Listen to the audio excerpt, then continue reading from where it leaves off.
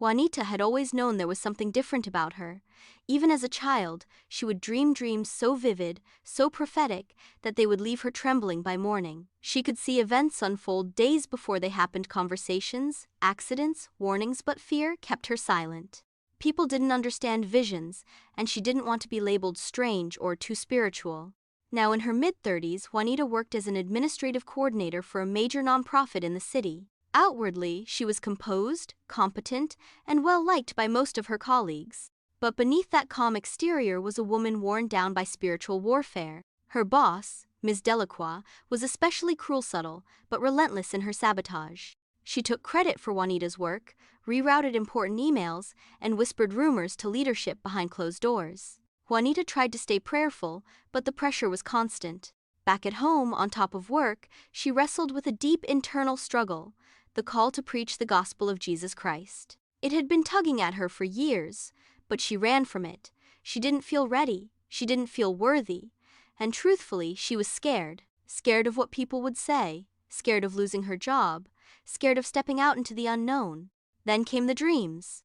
God showed her things clear, unmistakable revelations: a coworker's car accident, which happened a week later, a family member's illness, a conversation that hadn't yet happened. And yet each time she tried to deliver the message, fear bound her. What if they think I'm crazy? What if I get it wrong? She would freeze, only to feel the weight of disobedience afterwards. The guilt gnawed at her soul. But the worst part came at night. In the darkness, when the world was quiet and still, dark spirits would visit her. She would feel them before she saw them, a thick presence, cold and oppressive. They whispered lies into her ears, tempting her with old sins, seducing her with easy compromises. It's okay to quit, God won't mind. Just one night. You deserve to feel good. You'll never be good enough for God anyway. Sometimes she wanted to give in. Sometimes the pain of obedience felt too heavy to carry. But in those darkest moments, just as the temptation grew unbearable, something miraculous would happen. Light. Brilliant, holy light manifesting an angelic being burst into her dreams, dispelling the darkness. Angelic beings radiant and fierce would surround her.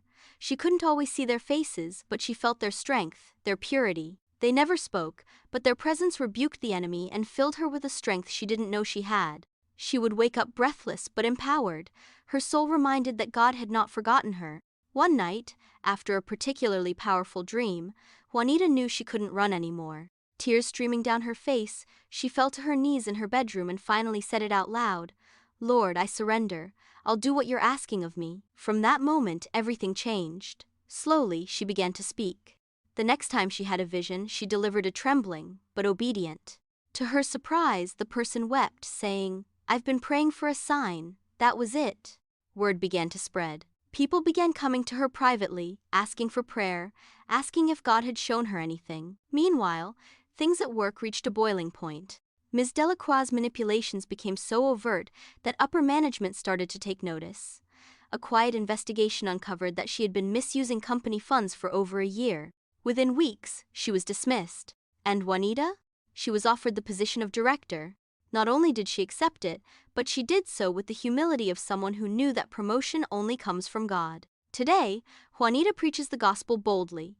She ministers in churches, in boardrooms, and in back alleys. She tells her story about the darkness that tried to consume her and the God who delivered her. She teaches others how to discern God's voice, how to obey even when it's terrifying, and how to walk in their calling despite fear. Because now she knows. The call doesn't go away, but neither does the one who called her. Juanita finally became who she was, always meant to be God's messenger, God's vessel, and a living testimony that light always overcomes the dark.